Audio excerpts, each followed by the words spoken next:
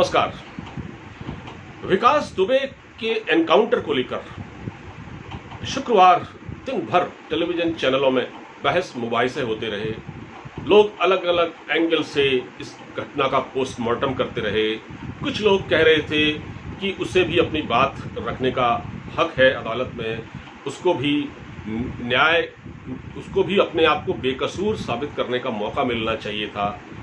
कुछ लोग ये कहते हैं कि वो ऐसे अपराधियों का जीवित रहना समाज के लिए बहुत खतरनाक है, इनकी जगह या तो जेल में होनी चाहिए या इनको मार देना चाहिए। जाहिर बात है कि जो ये अपराधी था विकास दुबे, इसका आतंक बहुत ज़्यादा था। ये कानपुर में आतंक का पर्याय था और आपने टेलीविजन स्क्रीन पर देखा होगा कि उस इलाके के लोग जश्न मना रहे थे जहां इसका इनकाउंटर हुआ। वो पुलिस जिंदाबाद के नारे लगा रहे थे क्योंकि ये लोग डर के मारे सहमे हुए थे इन लोगों इस अपराधी की वजह से।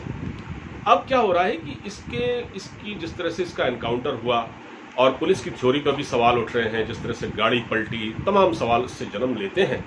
लेकिन एक दूसरा पक्ष ये भी है कि हमने कभी इस बात पर ध्यान नहीं दिया, या हमने दिया है तो हम इस पर अब ज़्यादा बात नहीं करना चाहते या इस पर काम नहीं करना चाहते। जो क्रिमिनल जस्टिस सिस्टम है हमारे देश का, वो बहुत कमज़ोर है।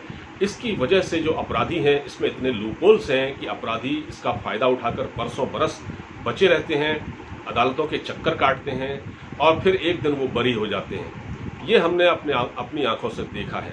हमारे यहाँ इंसाफ का जो निज़ाम है वो बहुत कमज़ोर है, उसको दुरुस्त करने की ज़रूरत है। जैसे अब मैं आपको बताता हूँ कि कैसे है। मैं बताता हूँ आपको, दिसंबर 2019 में हैदराबाद में एक महिला डॉक्टर के साथ क्रूर व्यवहार किया गया था, बदसलूकी की गई थी और उसकी 4 गुंडों ने उसकी हत्या कर दी और उसके बाद भारी असंतोष था और उसके बाद पुलिस ने उसका एनकाउंटर कर दिया इन गुंडों का 6 दिसंबर को सुबह 4 बजे। फिर ये कहानी उठी कि साहब ऐसे नहीं मारना चाहिए क्योंकि इनको भी इंसाफ का तो हक है, इनको भी इंसाफ मिलना चाहिए था, ये अपनी बात कह सकते थे कोर्ट में जाके। लेकिन कहानी ख़त्म हो गई, पुलिस ने अपना काम कर दिया। इसी तरह आपने देखा होगा 2012 में निर्भया का केस हुआ, कितना लंबा केस चला वो 2012 में हुआ, कितना जघन्य केस था। और उसके बाद उसके जो अभी दोषी थे उनको जो फांसी दी गई वो कब दी गई? 2020 में मार्च को फांसी दी गई। तो इतना लंबा समय बीत गया और अदालतों में केस खिंचता चला गया क्योंकि वो तो फिर भी छोटे अपराधी थे। जैसे आप इस बात को नोट करिए, वो छोटे मोटे अपराधी थे, तो ये तो एक बड़ा रसूखदार था। अगर ये बच गया होता तो आप सोचिए कि इसके लिए कितने वकील खड़े थे। आपने देखा ना कि वो कैसे भाग रहा था, कभी लखनऊ से आया, फरीदाबाद से दिल्ली आया, यहाँ वो लोगों के संपर्क में था, बड़े बड़े वकीलों ने उसको रास्ता बताया होगा। तो ये वकील उसका केस लड़ते। सुना कि कुछ वकील तो वहाँ पहुँचे थे जिनको पकड़ा गया बाद में उज्जैन। बात दरअसल ये है कि हमें अपने क्रिमिनल जस्टिस सिस्टम को दुरुस्त करने की ज़रूरत है और ताकि लोगों का इस पर भरोसा बढ़े। अगर ऐसा नहीं होगा तो हम इस तरह की घटनाएं होते देखते रहेंगे। और उत्तर प्रदेश की जो योगी आदित्यनाथ की सरकार है, हमें योगी आदित्यनाथ की कार्यशैली पर उन पर हमें पूरा भरोसा है, हमें उन पर कोई शक नहीं है। लेकिन ये जो 8 पुलिस वाले मारे गए हैं, इनका भी परिवार होता है, इनके भी बच्चे होते हैं, तो कम से कम वो कुछ ऐसा करें, ऐसा कोई कदम उठाएं। ऐसे जो हिस्ट्री शीटर हैं इनकी पूरी एक लिस्ट बनाएं और उनको एक एक करके उनके खिलाफ फास्ट ट्रैक कोर्ट में जैसे करना हो उनको अदालत के जरिए उनको जेल पहुंचाएं, जेल में बंद करें, उनके खिलाफ कार्रवाई होती दिखनी चाहिए। वरना ये घटना ऐसी है कि इससे पुलिस का वकार खत्म हो चुका है। पुलिस की जो गरिमा है वो खत्म हो गई है, पुलिस का जो इकबाल है वो खत्म हो गया है और इसको वापस लाने में बहुत समय लगेगा। आप ये सोचिए कि 8 पुलिस वालों को मार दिया गया, 8 पुलिस वालों को मार दिया गया और वो पुलिस वाले, उसमें भी पुलिस के जो लोग थे वो उसके कई तरफदार थे उसमें, उसका जो साथ दे रहे थे और उसको लगातार बचाते आ रहे थे।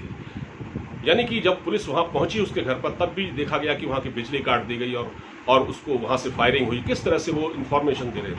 तो पुलिस का एक जो तंत्र है इसको पूरा रिवाइव करने की ज़रूरत है।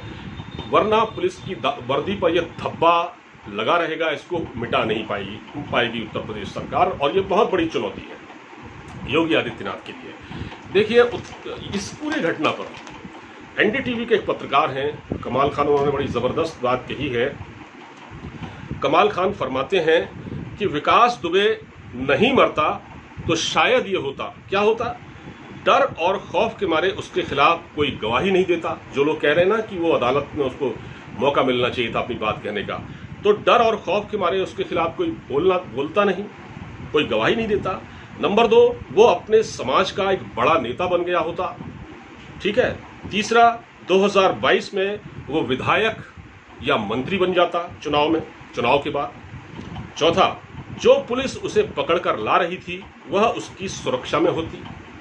और पांचवा, जो टेलीविजन चैनल के पत्रकार उसके बंगले पर, टेलीविजन चैनल वाले पत्रकार उसके बंगले पर खड़े होकर इंतजार कर रहे होते और वो कोशिश करते कि किसी तरह से उसका इंटरव्यू मिल जाए, तो ये होता।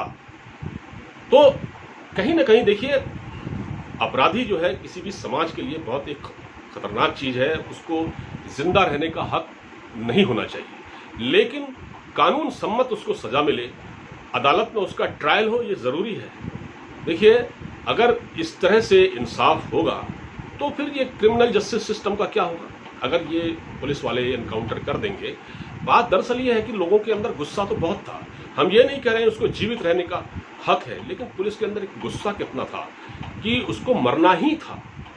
लेकिन ये हमारे जुडिशियल सिस्टम पर बहुत बड़ा सवाल है कि इस तरह से एनकाउंटर हो जाए। जैसे मैंने आपको बताया, हैदराबाद की घटना हुई थी, उससे पहले निर्भया का केस हुआ था, और ऐसी बहुत सारी घटनाएं हैं जिसकी हम चर्चा कर सकते हैं।